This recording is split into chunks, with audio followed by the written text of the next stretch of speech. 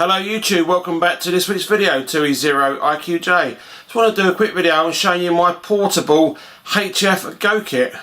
It consists of the prowhip antenna, and I've got a new addition to that, something new, and the stuff that's in this bag, so we'll take a closer look. Many thanks to all my new subscribers and welcome to the channel. If you haven't subscribed, why not? Push the subscription button and push the bell button to stay notified of when I do new videos. So let's take a closer look at my portable HF kit. We'll look at what's in the bag and we'll look at the new addition to the prowhip antenna. So this is what's in the bag. This is the 857. So in the front pocket here we've got the actual fascia to the 857, and in the top pocket in the main compartment we've got all the goodies. So I could use one of these lead acid batteries, one of these things, but they're bloody heavy, and this one was a 12 volt 8 amp hour, and that's quite heavy. Don't want to put that in there and take that up the hills with you, because that's very heavy. So what I'm using is, for those playing along at home, it's a Eternergy 5 amp hour battery, and on the end there is an XT60 connector. There's a balanced connection there for charging. So I bought two of them, and I've also bought a little wire adapter which is there, which allows us to run two batteries on the 857. Gives us more ampage, should give us a bit better runtime. Now I bought myself another cable for the 857. What I need to do at some point is on the N2 connections here, see there, is just solder one of these XT60 connections on, and I can use the batteries with this without using a blue tack like I normally use. So we've got the ATU. Now that needs another power supply. What I'm thinking of doing is getting the flat battery pack you can buy. It's only going to be a couple of quid. Soldering it in here and using AA batteries.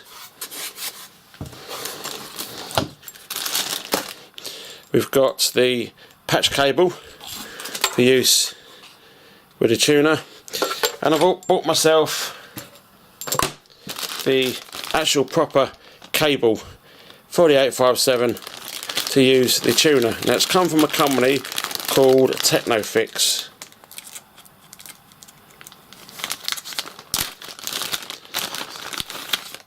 So there we go, good on you Technofix. It's basically the same cable as a regular audio cable, but it's wired up differently, and one of the ends, I think, is this end, and that goes into the radio, that goes into the tuner. So that's in the radio, the red one. That one goes in the tuner.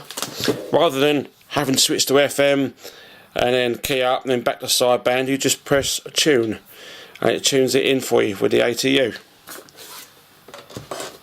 We've got the microphone. This is a standard Yaesu microphone, and you know what it looks like. There's the main radio, which is the 857. So that's what's in the kit for when I go out portable. And with these batteries, should be a lot lighter, not too heavy, compared to one of these. So I'm going to do some tests. When the weather gets a bit better, I'll do some tests up the garden and see how long I can last on these. What I might do is buy power cables for my other radio, so my 4-metre radio, then I can run these batteries on there. And I've already soldered up some connections, so I can use a Midland port pack on one of these batteries, and I can also use a FT290R, because you buy AA batteries for a radio and it's going to work out expensive. You buy the C-cell batteries for that FT290R and that's going to work out even more expensive. So I've got myself some cables that I've got old power supplies, cut the ends off and soldered some XT60s. So let's take a look at the new addition in the antenna. So this is what was in the plastic tube. We know what it is. It's the prowhip antenna, the Ballum little box. the black wire, and there's the red wire. And what my friend Robert did, he gave me 2 bungee cords, tiny ones, so thank you Robert, and made one of these up. This is the actual spike that goes into the ground, and the antenna rests on there. So, yeah, I'm not sure what it's made out of, just a piece of metal I suppose. And he smoothed that off down at the garage, so smoothed it off all down there, and then sanded it all down so I'm not going to cut myself up at the top there. And then it just goes into the spike, just goes into the ground. So it's got some writing on there for those playing along at home. Is that AA or AG4? So there we go. That was what was in the prowhip antenna case.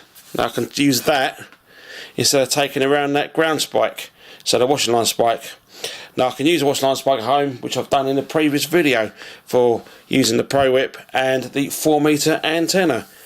So there we go, my portable HF setup. So the 857 with the drone batteries, the tuner and all the cables, and the prowhip antenna with the new ground spike that Robert's done. Thank you for that, Robert, and thank you for giving me the bungee cords. Just need to add myself some coax and away I go. But I still need to solder on one of these XT60 connectors to this big thick power lead. Also, I've been playing around with an EEPROM programmer, so we'll look at this in another video.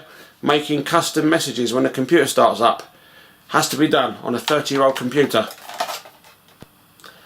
Thank you very much to all my new subscribers, and thank you for watching this video. And if you haven't done so, hit the subscription button and hit the bell button to stay notified of when I do new videos. I'll see you in the next video. 73s from 2E0 IQJ.